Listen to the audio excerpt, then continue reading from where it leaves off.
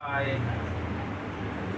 पंचाक्षर मंत्र के जप तथा भगवान शिव के भजन पूजन की महिमा अग्नि कार्य के लिए कुंड और वेदी आदि के संस्कार, शिवाग्नि की स्थापना और उसके संस्कार, होम पूर्णाहुति, भस्म के संग्रह एवं रक्षण की विधि तथा हवन नाम में किए जाने वाले कृत्य का वर्णन उपमन्यु कहते हैं। यदुनंदन कोई बड़ा भारी पाप करके भी भक्ति भाव से पंचाक्षर मंत्र द्वारा यदि देवेश्वर शिव का पूजन करे तो वह उस पाप से मुक्त हो जाता है। जो भक्ति भाव से पंचाक्षर मंत्र द्वारा एक ही बार शिव का पूजन कर लेता है वह भी शिव मंत्र के गौरववश शिव धाम को चला जाता है।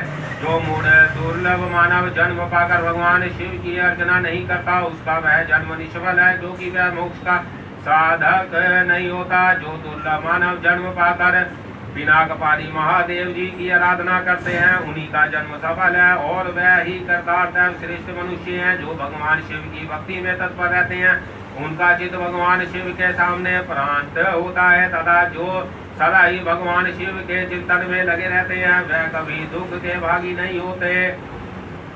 मनोहर भवन हाव भाव विलास से विभूषित तरुणी स्त्रियां और जिससे पूर्ण तृप्ति हो जाए इतना धन, ये सब भगवान शिव की आराधना के फल है। जो देवलोक में महान भोग और राज्य चाहते हैं वह सदा भगवान शिव के चरण बिंदों का चिंतन करते हैं। सौभाग्य कांतिमान रूप बल त्याग दया भाव शूरता और वृक्ष में विख्यात ही ये सब बातें भगवान शिव की पूजा करने वाले लोगों को भी सुलभ होती है। इसलिए जो अपना कल्याण चाहते हो उसे सब कुछ छोड़कर केवल भगवान शिव में मन लगा उनकी आराधना करनी चाहिए। जीवन बड़ी तेज से जा रहा है, जवानी शीघ्रता से बीती जा रही है और रोग गति से निकट आ रहा है। इसलिए सबको पिनाकपाणी महादेव जी की पूजा करनी चाहिए जब तक मृत्यु नहीं हो आती, जब तक वृद्धावस्था का क्रमण नहीं होता और जब तक इंद्रियों की शक्ति क्षीण नहीं हो जाती तब तक ही भगवान शंकर की आराधना कर लो। भगवान शिव की आराधना के समान दूसरा कोई धर्म तीनों में लोकों में नहीं है। अब मैं अग्नि कार्य का वर्णन करूंगा। कुंड में सथनी ढल पर वेदी में लोहे के हवन पात्र में या नूतन सुंदर मिट्टी के पात्र में विधि पूर्वक अग्नि की स्थापना करके उसका संस्कार करे। तत्पश्चात महादेव जी की आराधना करके होम कर्म आरंभ करे। कुंड 2 या 1 हाथ लंबा चौड़ा होना चाहिए। वेदी को गोल या चौकोर बनाना चाहिए, साथ ही मंडल भी बनाना आवश्यक है। कुंड विस्तृत और गहरा होना चाहिए। उसके मध्य भाग में अष्टदल कमल अंकित करें, वह 2 या 4 अंगुल ऊंचा हो। कुंड के भीतर 2 बीते की ऊंचाई पर नाभि की स्थिति बताई गई है। मध्य अंगुली के मध्य और उत्तम पूर्वों के बारंबार मध्य भाग या कटी भाग जानना चाहिए। साधु गुरु 24 अंगुल के बराबर एक हाथ का परिमाण बताते हैं। कुंड की 3, 2 या 1 मेखला होनी चाहिए। इन मेखलाओं का इस तरह निर्माण करें जिससे कुंड की शोभा बढ़े, सुंदर और चिकनी होनी बनाए, जिसकी आकृति पीपल के पत्ते की भांति अथवा हाथी के अर्ध रोष्ट के समान हो। कुंड के दक्षिण या पश्चिम भाग में मेखला के बीचों बीच सुंदर योनि का निर्माण करना चाहिए। जो मेखला से कुछ नीचे हो उसका अग्रभाग कुंड की ओर हो तथा वह मेखला को कुछ छोड़कर बनाई गई हो। वेदी के लिए ऊंचाई का कोई नियम नहीं है, वह मिट्टी या बालू की होनी चाहिए। गाय के गोबर या जल से मंडप बनाना चाहिए। पात्र का परिमाण नहीं बताया गया है। कुंड और मिट्टी की वेदी को गोबर और जल से लीपना चाहिए। पात्र को धोकर कपाई तथा अन्य वस्तुओं का जल से प्रोक्षण करे। अब अपने गुहा सूत्र में बताई हुई विधि के अनुसार कुंड में और वेदी पर उल्लेखन करें। फिर अग्नि के उस आसन का कुशों अथवा पुष्पों द्वारा जल से प्रोक्षण करे। तत्पश्चात पूजन और हवन के लिए सब प्रकार के द्रव्यों का संग्रह करे। धोने योग्य वस्तुओं को धोकर प्रोक्षण शनि के जल से उनका प्रोक्षण करके उसे शुद्ध करें। इसके बाद सूर्यकांत मणि से प्रकट कष्ट से उत्पन्न श्रोत्रिय की अग्निशाला में संचित अथवा दूसरी किसी उत्तम अग्नि को आधार सहित ले आए।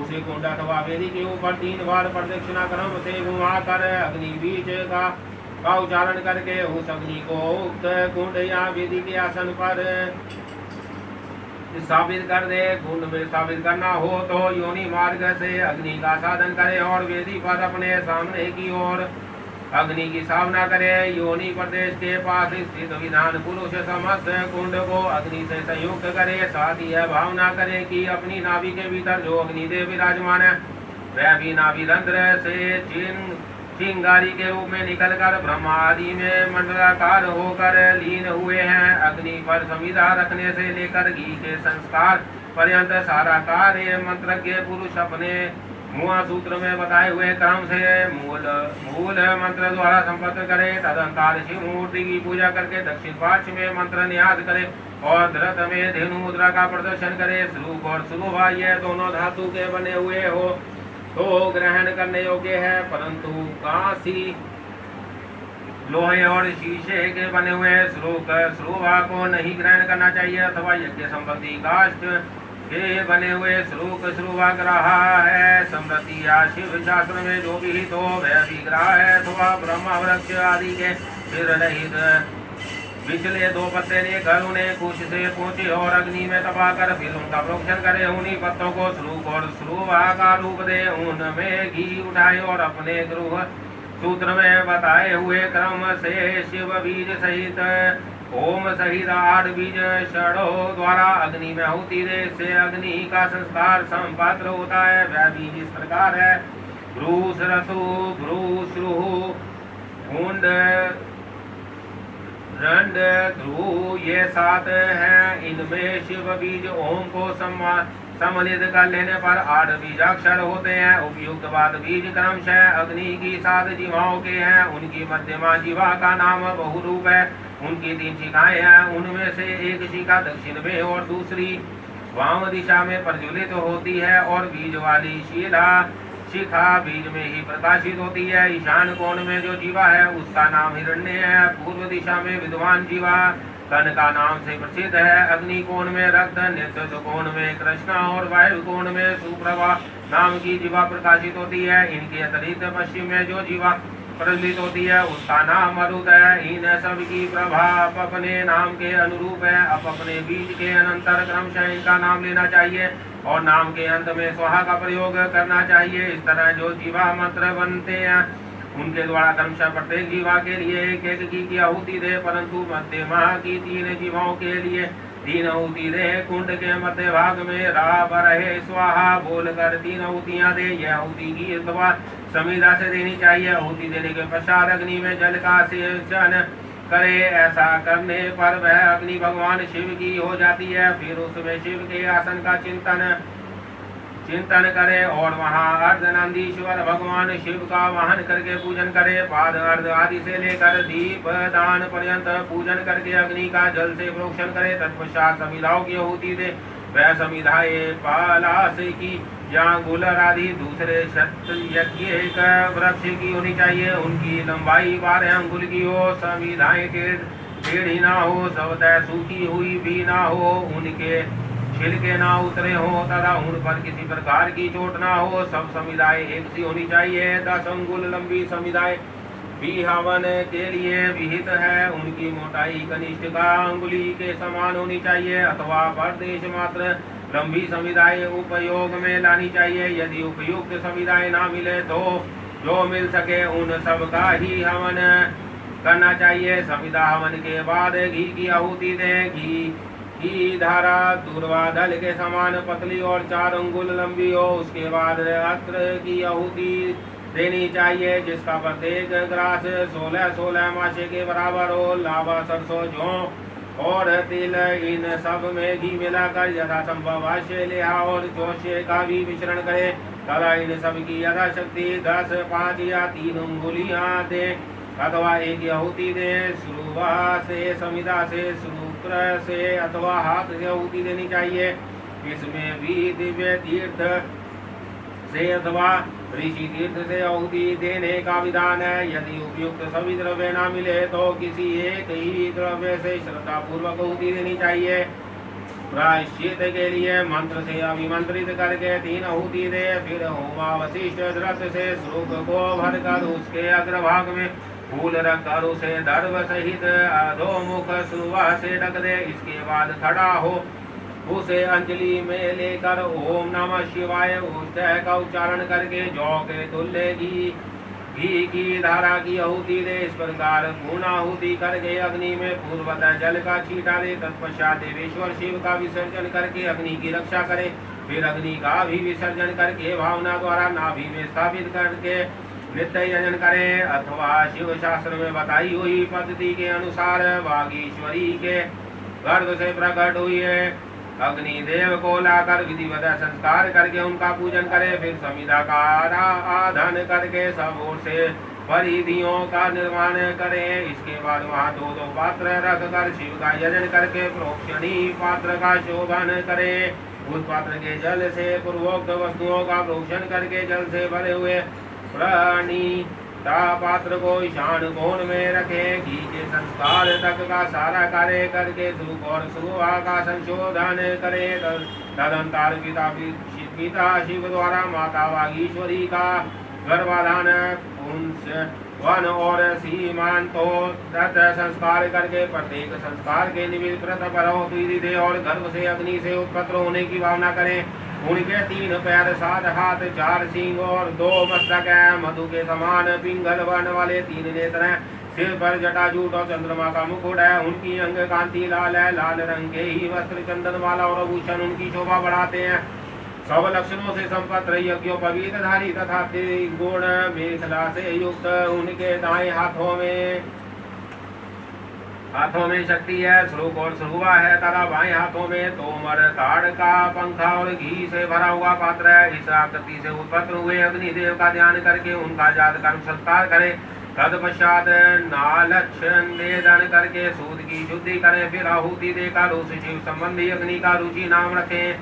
इसके बाद माता पिता का विसर्जन करके चूड़ा कर्म और उपनायक आदि से लेकर अपतोर्याम पर्यंत संस्कार करें। तत्पश्चात दृगधारा आदि का होम करके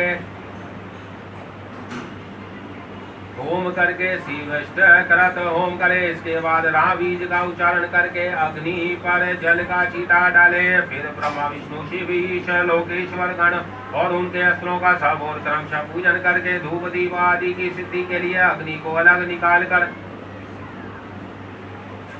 कर्म विधि का ज्ञाता पुरुष पुनः धृत युक्त पूर्वोक्त होम द्रव्य तैयार करके अग्नि में आसन की कल्पना करे और उस पर पूर्वतः महादेव और महादेवी का आवाहन पूजन करके पूर्वाकुति पर्यंत सब कार्य संपन्न करे। अथवा अपने आश्रम के लिए शास्त्र विहित अग्निहोत्र कर्म करके उसे भगवान शिव को समर्पित करे। शिवाश्रमी पुरुष इन सब बातों को समझकर होम कर्म करे। इसके लिए दूसरी कोई विधि नहीं है। शिवाग्नि का भस्म संग्रहणीय है। अग्निहोत्र कर्म का भस्म भी संग्रह करने के योग्य है। वैवाहिक अग्नि का भस्म भी जो परिपक्व पवित्र है सुगंधित हो संग्रह करके रखना चाहिए। कपिला गाय का वह गोबर जो गिरते समय आकाश में ही दोनों हाथों पर रोक लिया गया हो उत्तम माना गया है। वह यदि अधिक गीला या अधिक कड़ा ना हो दुर्गंध युक्त और सूखा हुआ ना हो तो अच्छा माना गया है। यदि वह पृथ्वी पर गिर गया हो तो उसमें से ऊपर और नीचे के हिस्सों को त्याग कर बीज का भाग ले ले। उस गोबर का पिंड बनाकर उसे शिवाग्नि आदि में मूल मंत्र के उच्चारण पूर्वक छोड़ दे। जब वह पक जाए तब उसे निकाल ले। उसमें जितना अर्ध पका हो उसको और जो भाग बहुत अधिक पक गया हो उसको भी त्याग कर श्वेत भस्म ले ले और उसे घोट कर चूर्ण बना ले। इसके बाद उसे भस्म रखने के पात्र में रख दे।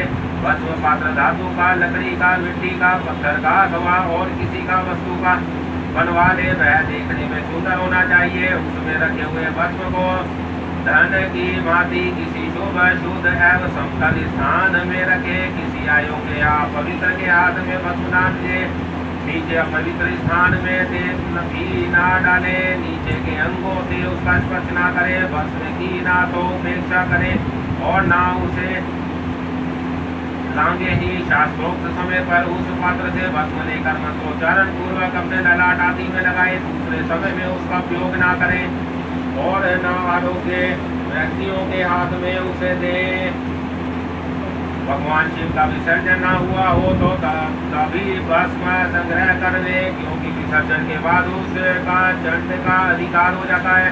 जब अग्नि कार्य संपन्न कर लिया जाए तब शिव शास्त्रों का मार्ग से अथवा अपने ग्रह सूत्र में बताई हुई विधि से बलि कर्म करे। तदंतर अच्छी तरह दिव्य पूते मंडल में विसर्जन को बिछाकर विधा कोश की स्थापना करें। क्रमशः पुनः आदि के द्वारा यजन करें। विधा के सामने गुरु का भी मंडल बनाकर वहाँ श्रेष्ठ आसन रखें और उस पर पुष्प आदि के द्वारा गुरु की पूजा करें। तदंतर पूजनीय पुरुषों की पूजा करें और गुरुओं को भोजन कराएं। इसके बाद स्वयं सुखपूर्वक शुभ अत्र भोजन करें। वह अत्र तत्काल भगवान शिव को निवेदित किया गया हो अथवा उनका प्रसाद हो, उसे आत्मशुद्धि के लिए श्रद्धा पूर्वक भोजन करे। जो अत्र चंड को समर्पित हो उसे लोभवश ग्रहण न करे। गंध और पुष्पमाला आदि जो अन्य वस्तुएं हैं उनके लिए भी यह विधि समान ही है, अर्थात चंड का भाग होने पर उन्हें ग्रहण नहीं करना चाहिए। वहाँ विधान पुरुष मैं ही शिव हूँ ऐसी बुद्धि ना करे। भोजन और आचमन करके शिव का मन ही मन में चिंतन करते हुए मूल मंत्र का उच्चारण करे। शेष समय शिव शास्त्र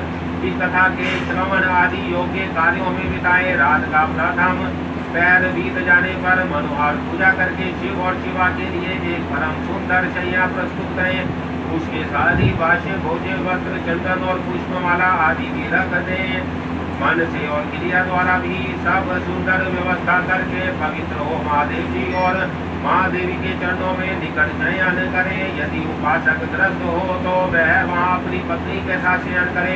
जो ग्रस्त ना हो वह अकेले ही सोए। उषा काल आया जान मन ही मन पार्वती देवी तथा पार्षदों सहित अविनाशी भगवान शिव को प्रणाम करके देश कालोचित कार्य तथा शोच आदि तरफ से पूर्ण करे। फिर यथाशक्ति शंख आदि वादों की दिव्य ध्वनियों से महादेव और महादेवी को जगाएं। इसके बाद उस समय खिले हुए परम सुगंधित पुष्पों द्वारा शिवा और शिव की पूजा करके पूर्वोक्त कार्य आरंभ करे। अध्याय 27। ओम नमः शिवाय ओम नमः शिवाय ओम नमः शिवाय ओम नमः शिवाय। हर हर बोलो नमः।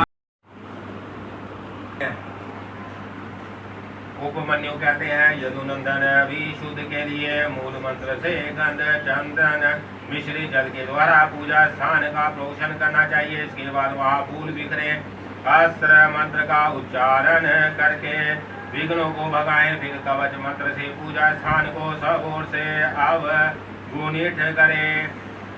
अस्त्र मंत्र का संपूर्ण दिशाओं में न्यास करके पूजा भूमि की कल्पना करें। वहाँ सब और कुछ बिछा दें और प्रोक्षण आदि के द्वारा इस भूमि का प्रक्षालन करें। पूजा संबंधी सब पात्रों का शोधन करके द्रव्य शुद्धि करे। प्रोक्षणी पात्र अर्ध पात्र पाद पात्र और आचमनीय पात्र इन चारों का प्रक्षालन प्रोक्षण और भीषण करके इनमें शुभ जल डालें और जितने मिल सके उन सभी पवित्र द्रव्यों को उनसे डालें। पंचरत्न चांदी सोना गंध पुष्प अक्ष आदि तथा फल पल्लव और कुश ये सब अनेक प्रकार के पुण्य द्रव्य हैं। स्नान और पीने के जल में विशेष रूप से सुगंध आदि एवं शीतल मनो के पुष्प आदि छोड़े। पाद पात्र में खश और चंदन छोड़ना चाहिए। आचमनीय पात्र में विशेषतः जयफल डंकोल कपूर सहीजन और तमाल का चूर्ण करके डालना चाहिए। इलायची सभी पात्रों में डालने की वस्तु है। कपूर चंदन कुशाग्र भाग अक्षत जौ धान तिल घी सरसों फूल और भस्म इन सब को अर्ध पात्र में छोड़ना चाहिए। कुश फूल जौ धान सही जनता माल और भस्म इन सब का प्रोक्षणी पात्र में प्रक्षेपण करना चाहिए। सर्वत्र मंत्र न्यास करके कवच मंत्र से प्रत्येक पात्र को बाहर से अविष्टित करे। तत्पश्चात अस्त्र मंत्र से उसकी रक्षा करके धेनु मुद्रा दिखाए। पूजा के सभी द्रव्यों का प्रोक्षणी पात्र के जल से मूल मंत्र द्वारा प्रोक्षण करके विधिवत शोभन करे। श्रेष्ठ साधन को चाहिए कि अधिक पात्रों के न मिलने पर सब कर्मों में एकमात्र प्रोक्षणी पात्र को ही संपादित करके रखे और उसी के जल से सामान्यतः अर्ध आदि दे। तत्पश्चात मंडल के दक्षिण द्वार भाग में भाष्य भोज आदि के क्रम से विधि पूर्वक विनायक देव की पूजा करके अंतपुर के स्वामी साक्षात नंदी की भली भांति पूजा करे। उनकी अंग कांति सुवर्ण में पर्वत के समान है। समस्त आभूषण उनकी शोभा बढ़ाते हैं। मस्तक पर बाल चंद्र का मुकुट सुशोभित होता है। उनकी मूर्ति सौम्य है। वह 3 नेत्र और 4 भुजाओं से युक्त है। उनके एक हाथ में चमचमाता हुआ त्रिशूल, दूसरे में मृगी, तीसरे में टंका और चौथे में तीखा वेद। उनके मुख की कांति चंद्रमंडल के समान उज्ज्वल है। भूख वानर के सदृश्य है। द्वार के उत्तर पार्श्व में उनकी पत्नी सुयशा है, जो मरुद गणों की कन्या है। वह उत्तम व्रत का पालन करने वाली है और पार्वती जी के चरणों का श्रृंगार करने में लगी रहती है। उनका पूजन करके परमेश्वर शिव के भवन के भीतर प्रवेश करे और उन द्रव्यों से शिवलिंग का पूजन करके निर्माल्य को वहां से हटा ले। तदंतर फूल धोकर शिवलिंग के मस्तक पर उसकी शुद्धि के लिए रखे। हाथ में फूल ले यथाशक्ति मंत्र का जप करे। इससे मंत्र की शुद्धि होती है। ईशान कोण में चंडी की आराधना करके उन्हें पूर्वोक्त निर्माल्य अर्पित करे। तत्पश्चात इष्ट देव के लिए आसन की कल्पना करे। क्रमशः आधार आदि का ध्यान करे। कल्याणमय आधार शक्ति भूतल पर विराजमान है और उनकी अंग कांति श्याम है। इस प्रकार उनके स्वरूप का चिंतन करे। उनके ऊपर फल उठाए सर्पाकार अनंत बैठे हैं। इनकी जिनकी अंग कांति उज्ज्वल है, वह 5 फनों से युक्त है और आकाश को चाटते हुए से जान पड़ते हैं। अनंत के ऊपर भद्रासन है, जिसके चारों पायों में सिंह की आकृति बनी हुई है। वह चारों पाए क्रमशः धर्म, ज्ञान, वैराग्य और ऐश्वर्य रूप है। धर्म नाम वाला पाया अग्रह कोण है और उसका रंग सफेद है। ज्ञान नाम का पाया नेतृत्व कोण में है और उसका रंग लाल है। वैराग्य वाहे कोण में है और उसका रंग पीला है। तथा ऐश्वर्य ईशान कोण में है और उसका वर्णन श्याम है। अधर्म आदि उस आसन के पूर्वादि भागों में क्रमशः स्थित है, अर्थात अधर्म पूर्व में, अज्ञान दक्षिण में, अवैराग्य पश्चिम में और अनैश्वर्य उत्तर में। इनके अंग राजा व्रत मणि के समान है। ऐसी भावना करनी चाहिए। इस भद्रासन को ऊपर से आच्छादित करने वाला श्वेत निर्मल पद्मय आसन है। अनिमादि 8 ऐश्वर्य गुण ही उस कमल के 8 दल है। वामदेव आदि रुद्र अपनी वामा आदि शक्तियों के साथ उस कमल के केसर है। वह मानोन मणि आदि अंत शक्तियां ही बीज है। अपर वैराग्य कनिकाय शिव स्वरूप, ज्ञान नाल है, शिव धर्म खंड है। कनिका के ऊपर 3 मंडल है और उन मंडलों के ऊपर आत्म तत्व, विदा तत्व तथा शिव तत्व रूप त्रिविदासन है। इन सब आसनों के ऊपर विचित्र विछोनों से आच्छादित एक सुखद दिव्य आसन की कल्पना करे, जो शुद्ध विदा से अत्यंत प्रकाशमान हो। आसन के अनंतर आवाहन, स्थापन, संधि, रोधन, निरीक्षण एवं नमस्कार करे। इन सब की पृथक प्रथा मुद्राएं बांध कर दिखाए। तदंतर पाद, आचमन, अर्ध, गंध, पुष्प, धूप, दीप और तांबूल देकर शिव और शिव को शया कराए, अथवा उपयुक्त रूप से आसन और मूर्ति की कल्पना करके मूल मंत्र व अन्य ईशान आदि ब्रह्मा मंत्रों द्वारा सकलीकरण की क्रिया करके देवी पार्वती सहित परम कारण शिव का वाहन करे। भगवान शिव की अंग कांति शुद्ध सती के समान उज्ज्वल है। वह निश्चल अविनाशी, समस्त लोकों के परम कारण, सर्वलोक स्वरूप, सबके बाहर भीतर विद्वान, सर्वव्यापी, अणु से अणु और महान से भी महान है। भक्तों को अनायासी दर्शन देते हैं। सबके ईश्वर अव्यक्त है। ब्रह्मा, इंद्र, विष्णु तथा रुद्र आदि देवताओं के लिए भी अगोचर है। संपूर्ण वेदों के साथ तत्व है। विधानों के भी दृष्टिपात में नहीं आते।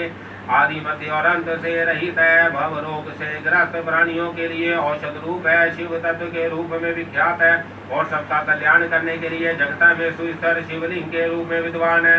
ऐसी भावना करके भक्ति भाव से गंध, धूप, दीप, पुष्प और निवेद इन 5 उपचारों द्वारा उत्तम शिवलिंग का पूजन करें। परमात्मा महेश्वर शिव की लिंगमयी मूर्ति के स्नान काल में जय जयकार आदि शब्दों और मंगल पाठ करें।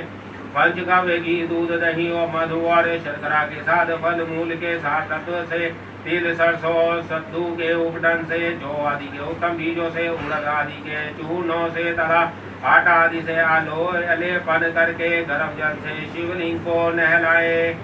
लेप और गंध के निर्माण के लिए बिलपत्र आदि से रगड़े। फिर जल से नहलाकर चक्रवर्ती सम्राट के लिए उपयोगी उपचारों से सेवा करे। सुगंध युक्त आंवला और हल्दी भी क्रमशः अर्पित करे। इन सब वस्तुओं से शिवलिंग अथवा शिव मूर्ति का भली भांति शोधन करके चंदन, मिश्री, जल, कुश, पुष्प, युक्त जल सुवर्ण एवं रक्त युक्त जल तथा मंत्र सिद्धि क्रम जल से क्रमशः स्नान कराए। इन सब द्रव्यों का मिलना संभव न होने पर यथा संभव संग्रहित वस्तुओं से युक्त जल द्वारा अथवा केवल मंत्रित जल द्वारा श्रद्धा पूर्वक शिव को स्नान कराए। कलश शंख और वर्धनी ने से तथा कुश और पुष्प से युक्त हाथ से जल से मंत्रोच्चारण पूर्वक इस देवता को नहलाना चाहिए।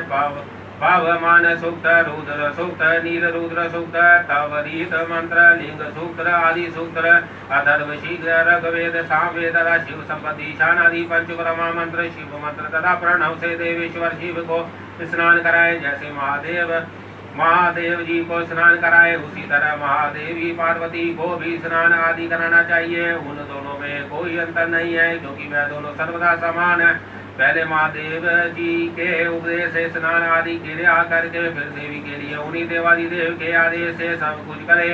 अर्धनारीश्वर की पूजा करनी हो तो उसमें पूर्व पर विचार नहीं है, अतः उसमें महादेव और महादेवी की साथ साथ पूजा होती रहती है। शिवलिंग में यहाँ अन्यंत्र मूर्ति आदि में से अर्धनारीश्वर की भावना से सभी उपचारों का शिव और शिवा के लिए एक साथ ही उपयोग होता है। पवित्र सुगंधी जल से शिवलिंग का अभिषेक करके उसे वस्त्र से पोछे, फिर नूतन वस्त्र यज्ञोपवीत चढ़ावे। तत्पश्चात पादाचमन, अर्ध गंध, पुष्प, आभूषण, धूप, दीप निवेद, पीने योग्य जल, मुख शुद्धि, पूर्ण अर्चन, मन, मुखवास तथा संपूर्ण रत्नों से यदि सुंदर मुकुट, आभूषण, नाना प्रकार की पवित्र पुष्पमालाएं, छत्र, चवर, व्यंजन, ताड़का, पंखा और दर्पण देकर सब प्रकार की मंगलमयी वाद ध्वनियों के साथ इस देव की निराजना करे। उस समय गीत और नृत्य आदि के साथ जय जयकार भी होनी चाहिए। सोना, चांदी, तांबा अथवा मिट्टी के सुंदर पात्र के में कमल आदि के शोभेमान फूल रखे। कमल के बीच तथा दही अक्ष आदि भी डाल दे। त्रिशूल, शंख, दो कमल, नंदावर्त नामक शंख विशेष, सूखे गोबर की आग, श्रीवत्स, सवती, स्वास्तिक, दर्पण, ब्रज तथा अग्नि आदि से चिन्हित पाठ में 8 दीपक रखे। वह 8 दिशाओं में रहे और एक नवा दीपक मध्य भाग में रखे। इन नवो दीपकों में वाम आदि नव शक्तियों का पूजन करे। फिर कवच मंत्र से आच्छादन और अस्त्र मंत्र द्वारा सब ओर से संरक्षण करके धनुद्रा दिखाकर दोनों हाथों से पात्र को ऊपर उठाए अथवा पात्र के क्रमशः 5 दीप रखे। 4 को चारों कोनों में और 1 को बीच में स्थापित करे। तत्पश्चात उस पात्र को उठाकर शिवलिंग या शिव मूर्ति आदि के ऊपर क्रमशः 3 बार प्रदक्षिणा क्रम से घुमाए और मूल मंत्र का उच्चारण करता रहे। तदंतर मस्तक पर अर्ध और सुगंधित भस्म चढ़ाए। फिर पुष्पांजलि देकर उपहार निवेदन करे। इसके बाद जल लेकर आचमन कराए। फिर सुगंधित द्रव्यों से युक्त 5 तांबूल भेंट करे। तत्पश्चात प्रोक्षणीय पदार्थों का प्रोक्षण करके नृत्य और गीत का आयोजन करे। लिंग या मूर्ति आदि में शिव तथा पार्वती का चिंतन करते हुए यथाशक्ति शिव मंत्र का जप करे। जप के पश्चात प्रदक्षिणा, नमस्कार, स्तुति, बाद आत्मसमर्पण तथा कार्य का विनय पूर्वक विज्ञापन करे। फिर अर्घ और पुष्पांजलि दे। विधिवत मुद्रा बांधकर इष्ट देव ने त्रुटियों के लिए क्षमा प्रार्थना करे। तत्पश्चात मूर्ति सहित देवता का विसर्जन करके अपने हृदय में उसका चिंतन करे। पाद से लेकर मुख वास पर्यंत पूजन करना चाहिए अथवा अर्घ आदि से पूजन आरंभ करना चाहिए। या अधिक संकट की स्थिति में प्रेम पूर्वक केवल फूल मात्र चढ़ा देना चाहिए। प्रेम पूर्वक फूल मात्र चढ़ा देने से ही परम धर्म का संपादन हो जाता है। जब तक प्राण रहे शिव का पूजन किए बिना भोजन ना करें। अध्याय 24 शिव पूजा के विशेष विधि तथा शिव भक्ति की महिमा। उपमन्यु कहते हैं, यदुनंदन दीप दान के बाद और निवेदन से पहले आवरण पूजा करनी चाहिए अथवा आरती का समय आने पर आवरण पूजा करे। वहाँ शिव या शिवा के प्रथम आवरण में ही शान से लेकर सधोजात पर्यंत तथा हृदय से लेकर हस्त पर्यंत का पूजन करे। ईशान में, पूर्व भाग में, दक्षिण में, उत्तर में, पश्चिम में, अग्नेय कोण में, ईशान कोण में, नैऋत्य कोण में, वायव्य कोण में, फिर ईशान कोण में। तत्पश्चात चारों दिशाओं में गर्भावरण अथवा मंत्र संधान की पूजा बताई गई है। यह हृदय से लेकर हस्त पर्यंत अंगों की पूजा करे। इनके मध्य ब्रह्मा भाग में पूर्व दिशा में इंद्र का, दक्षिण दिशा में यम का, पश्चिम दिशा में वरुण का, उत्तर दिशा में कुबेर का, ईशान कोण में ईशान का, अग्नि कोण में अग्नि का, नेत्र कोण में नेत्र का, वायव्य कोण में वायु का नेत्र, और पश्चिम में बीच में अनंत या विष्णु का, तथा ईशान और पूर्व के बीच में ब्रह्मा का पूजन करे। कमल के ब्रह्मा भाग में ब्रज से लेकर कमल पर्यंत लोकेश्वर के सुप्रसिद्ध आयुधों का पूर्वादि दिशाओं में क्रमशः पूजन करे। यह ध्यान करना चाहिए कि समस्त आवरण देवता सुख पूर्वक बैठकर महादेव और महादेव की दोनों हाथ जोड़े देख रहे। फिर सभी आवरण देवताओं को प्रणाम करके नमः पद युक्त अपने नाम से पुष्पोपचार संपन्न पूर्वक उनका क्रमशः पूजन करे। इसी तरह गर्भावरण का भी अपने आवरण संबंधी मंत्र से यजन करे। योग ध्यान होम जप ब्रह्मा अथवा अभ्यंतर में भी देवता का पूजन करना चाहिए। इसी तरह उनके लिए 6 प्रकार की हवि भी देनी चाहिए। किसी एक शुद्ध अत्र का बना हुआ मूंग मिश्रित अत्र या मूंग की खिचड़ी, खीर, दही मिश्रित अत्र, गुड़ का बना हुआ पकवान तथा मधु से तर किया हुआ भोज्य पदार्थ, इनमें से एक या अनेक अभिषेक को नाना प्रकार के व्यंजनों से संयुक्त तथा गुड़ और खांड से संपन्न करके निवेद के रूप में अर्पित करना चाहिए। साथ ही मक्खन और उत्तम दही पर परोसना चाहिए। पुआ आदि अनेक प्रकार के भाष्य पदार्थ और स्वादिष्ट फल देना चाहिए। लाल चंदन और पुष्प वासित अत्यंत शीतल जल अर्पित करना चाहिए। मुख शुद्धि के लिए मधुर इलायची के रस से युक्त सुपारी के टुकड़े, खैर आदि से युक्त सुनहरे रंग के पीने पान के पत्तों के बने हुए पीड़े, शीलाजीत का चूर्ण, सफेद चूना जो अधिक रूखा या दूषित ना हो, कपूर, कंकोल, नूतन एवं सुंदर जल फल, जयफल आदि सब अर्पित करने चाहिए। आलेपन के लिए चंदन का मूल कष्ट अथवा उसका चूरा, कस्तूरी, कुमकुम, मृगदायक रस होने चाहिए। फूल वह ही चढ़ाने चाहिए जो सुगंधित पत्री पवित्र और सुंदर हो। गंध रहित उत्कंठ, गंध वाले दूषित बासी स्वयं ही टूट कर गिरे हुए फूल शिव के पूजन में नहीं देने चाहिए। कोमल वस्त्र ही चढ़ाने चाहिए। भूषणों में विशेषतः वह ही अर्पित करने चाहिए जो सोने के बने हुए तथा विधुन मंडल के समान चमकीले हो। ये सब वस्तुएं कपूर, गुग्गुल, गुरु और चंदन से भूषित तथा पुष्प समूहों से सुभावित होनी चाहिए। चंदन, गुरु, कपूर, सुगंधित कष्ट तथा गुग्गुल के चूर्ण, घी और मधु से बना हुआ धूप उत्तम माना गया है। कपिला गाय के अत्यंत सुगंधित घी से प्रतिदिन जलाए गए कपूर युक्त दीप श्रेष्ठ माने गए हैं। पंचकाव्य मीठा और कपिला गाय का दूध, दही एवं घी ये सब भगवान शंकर के स्नान और पान के लिए अविष्ट है। हाथी के दांत के बने हुए भद्रासन जो सुवर्ण एवं रत्नों से जटित है, शिव के लिए श्रेष्ठ बताए गए हैं। ऊनासनों पर विचित्र विषावन कोमल गद्दे और तकिए होने चाहिए। इनके सिवा और भी बहुत सी छोटी बड़ी सुंदर एवं सुखद शैया होनी चाहिए।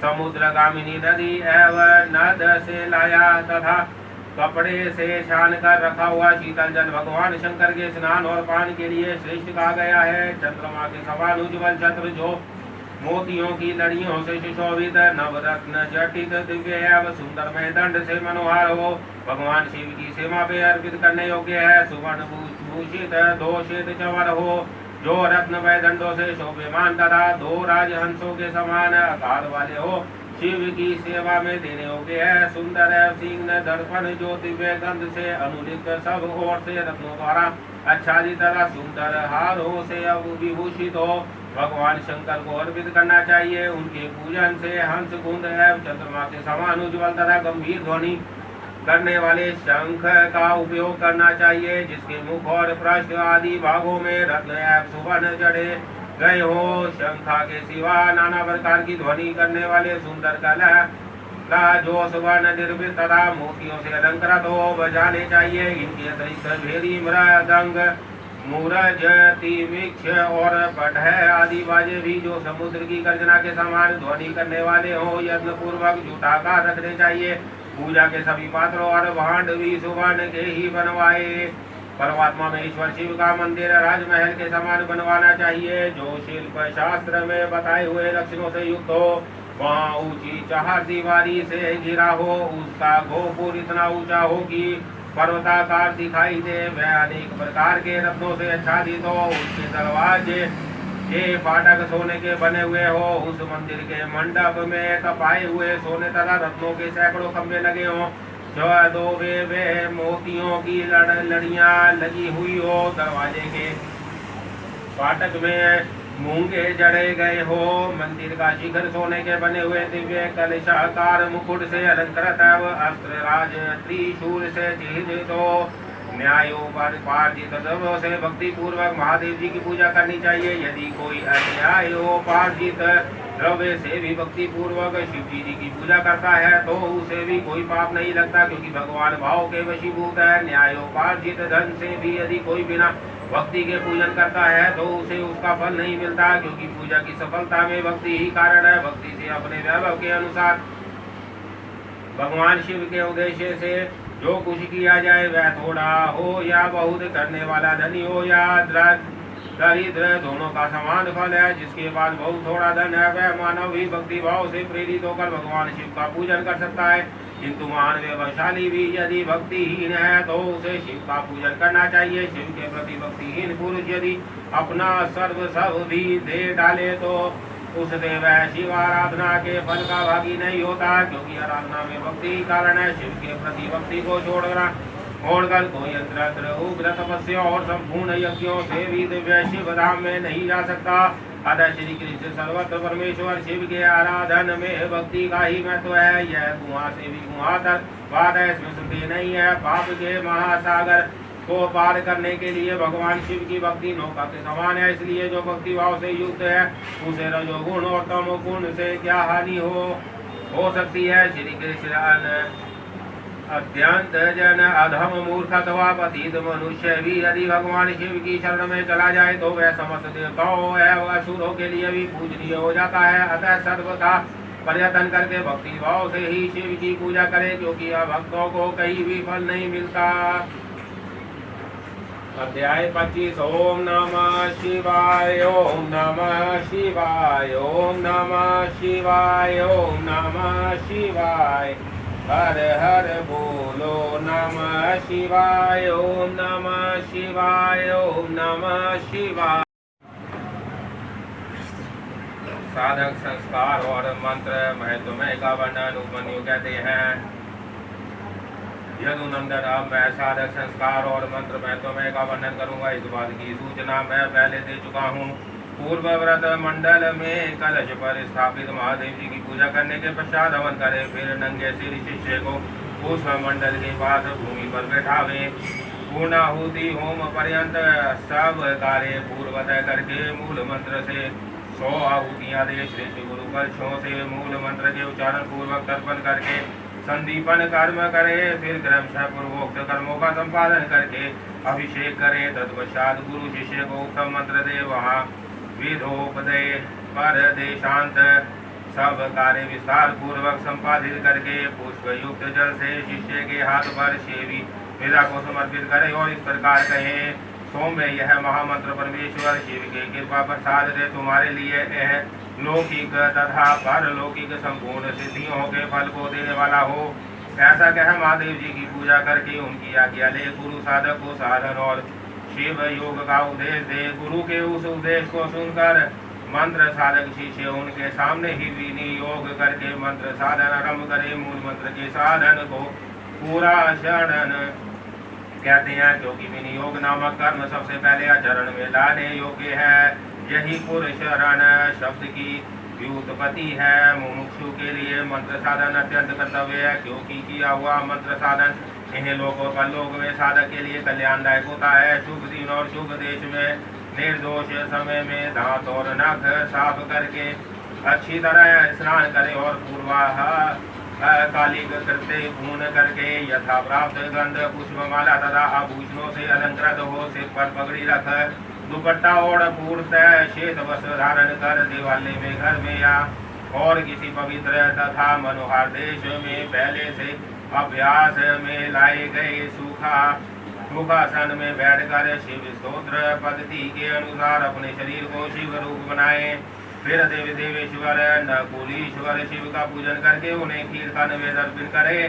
क्रमशः उनकी पूजा पूरी करके उन प्रभु को प्रणाम करे और उनके मुख से आज्ञा पा करे करोड़ करोड़ अथवा 4 करोड़ शिव मंत्र का जप करे अथवा 20 लाख या 10 लाख जप करे। उसके बाद से सदा खीर विशाल नमक रहित अन्य पदार्थ का दिन रात में केवल एक बार भोजन करे। अहिंसा शम दम का पालन करता रहे।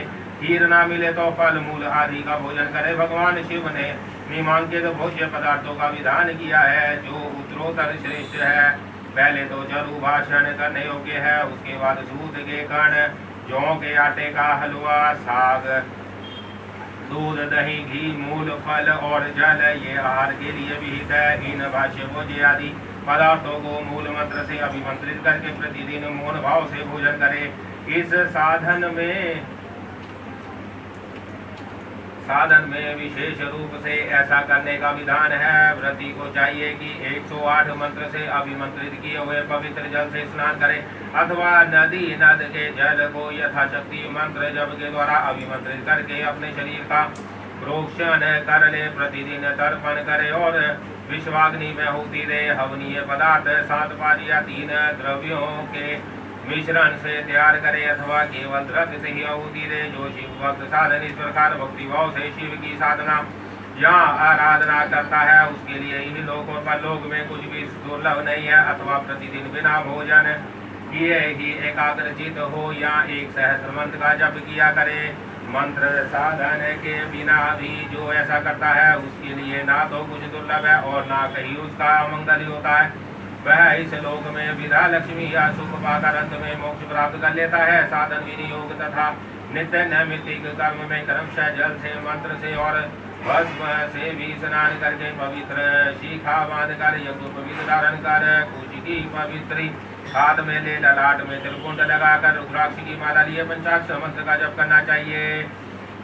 अध्याय 19 योग के शिष्य के आचार्य पद पर अभिषेक का वर्णन तथा संस्कार के विधि प्रकारों का निर्देश। उपमन्यु कहते हैं यदुनंदन जिसका इस प्रकार संस्कार किया गया हो और जिसने पशुपत व्रत का अनुष्ठान किया कर लिया हो वह शिष्य यदि योग्य हो तो गुरु उसका आचार्य पद अभिषेक करे। योग्य न होने पर ना करे। इस अभिषेक के लिए पूर्वतः मंडल बनाकर परमेश्वर शिव की पूजा करे। फिर पूर्वतः 5 कलशों की स्थापना करे।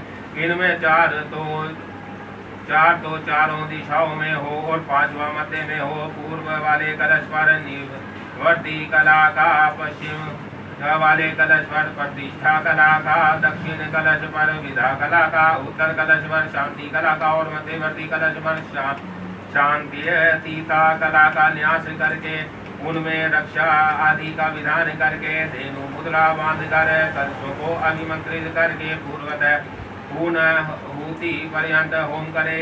फिर नंगे सिर शिष्यों को मंडल में ले आकर गुरु मंत्रों का तर्पण आदि करे और पूर्णाहुति पर्यंत हवन एवं पूजन करके पूर्वतः देवेश्वर की आज्ञा ले शिष्य को अभिषेक के लिए ऊंचे आसन पर बैठाए। पहले सकली कारण की क्रिया करके पंचला रूपी शिष्य के शरीर में मंत्र का न्यास करे। फिर उस शिष्य को बांध कर शिव को सौंप दे। तदंतर निवृत्ति कला आदि से युक्त कलशों को क्रमशः उठाकर शिष्य तक शिव मंत्र से अभिषेक करे। अंत में मध्यवर्ती कलश के जल से अभिषेक करना चाहिए।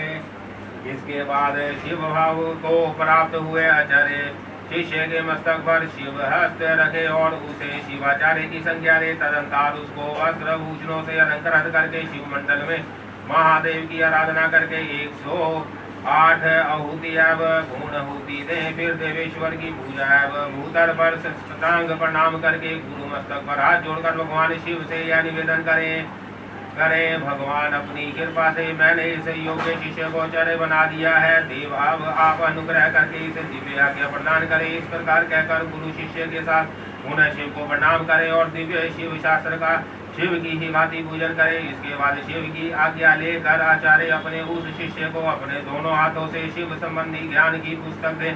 वह उस शिवागम विधा को मस्तक पर रखकर फिर उसे विधासन पर रखे और यथोचित रीति से प्रणाम कर उसकी पूजा करे। तदंतर गुरु से रजोपित चिन्ह प्रदान करे क्योंकि आचार्य पदवी को प्राप्त हुआ पुरुष राज्य पाने के भी योग्य है।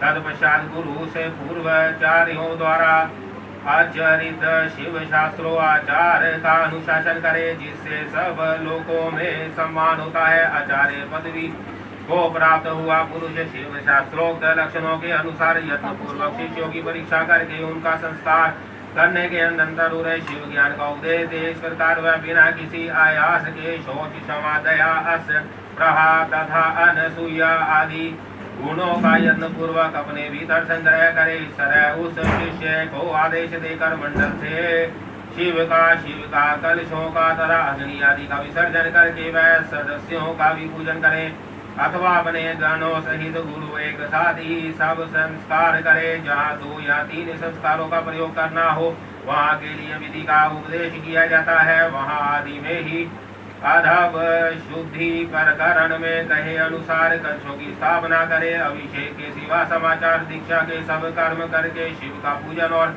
अधव शोधन करें। अधव शुद्धि हो जाने पर फिर महादेव जी की पूजा करे। इसके बाद हवन और मंत्र तर्पण करके दीपन कर्म करे तथा ईश्वर की आज्ञा ले।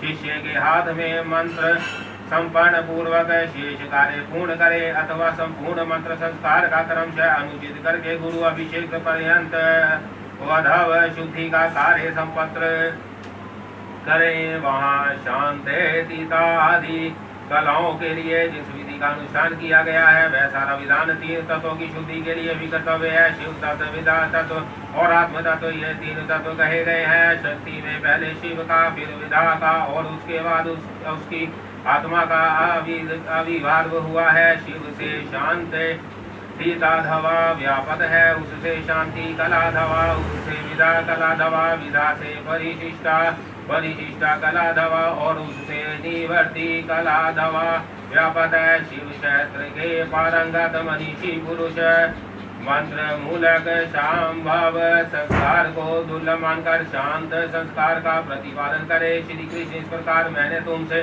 संपूर्ण यह चतुर्विधि संस्कार कर्म का वर्णन किया। अब और क्या सुनना चाहते हो?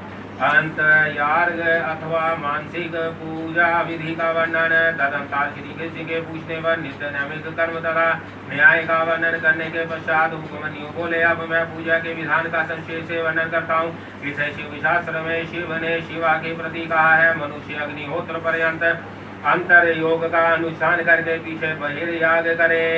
अंतर्याग में पहले पूजा द्रव्यों को मन से कल्पित और शुद्ध करके गणेश जी का विधि पूर्वक चिंतन पूजन करे। तत्पश्चात दक्षिण और उत्तर भाग में क्रमशः नंदीश्वर और सुयशा की आराधना करके विधान पुरुष मन से उत्तम आसन की कल्पना करे। सिंहासन, योगासन अथवा 3 तत्वों से युक्त निर्मल पदासन की भावना करे। उसके ऊपर सर्व मनोहर सांब शिव का ध्यान करे। वह शिव समस्त शुभ लक्षणों से युक्त और संपूर्ण अवयवों से सुशोभित है। वह सबसे बढ़कर और समस्त आभूषणों उनकी शोभा बढ़ाते हैं। उनके हाथ पैर लाल है। उनका मुस्कुराता हुआ मुख कुंद और चंद्रमा के समान शोभा पाता है। उनकी अंग कांति शुद्ध शक्ति के समान निर्मल है। 3 नेत्र फूल कमल की भांति सुंदर है। 4 भुजाएं उत्तम लाल और मनोहर चंद्र कला का मुकुट धारण किए। भगवान हर अपने 2 हाथों में वरद तथा अभय की मुद्रा धारण करते हैं और शेष 2 हाथों में मृग मुद्रा एवं डंक लिए हुए हैं। उनकी कलाई में सर्पों की माला कड़वे काम देती है। गले के भीतर मनोहर नील चिन्ह शोभा होता है। उनकी कहीं कोई उपमा नहीं है। वह अपने अनुगामी सेवकों तथा आवश्यक उपकरणों के साथ विराजमान है। इस तरह ध्यान करके उनके वाम भाग में महेश्वर शिव का चिंतन करे। शिव की अंग कांति पर फूल कमल दल के समान परम सुंदर है। उनके नेत्र बड़े बड़े हैं। मुख पूर्ण चंद्रमा के समान सुशोभित है। मस्तक पर काले काले घुंघराले केश शोभा पाते हैं। वह नील ऊत फल दल के समान कांतिमती है।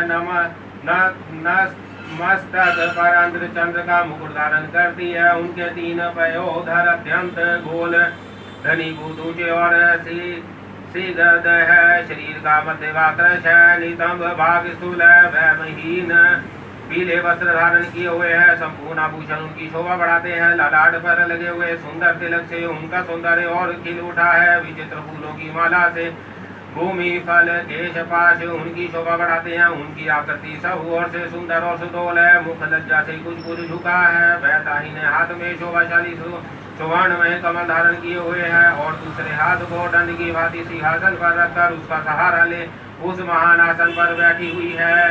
शिवा देवी समस्त पाशों का छेदन करने वाली साक्षात सच्चिदानंद स्वरूपनी है। इस प्रकार महादेव और महादेवी का ध्यान करके शुभ श्रेष्ठ आसन पर संपूर्ण उपचारों से युक्त भावमय पुष्पों द्वारा उनका पूजन करें अथवा उपयुक्त वर्णन के अनुसार प्रभु शिव की एक मूर्ति बनवा ले। उसका नाम शिव या सदाशिव हो। दूसरी मूर्ति शिवा की होनी चाहिए।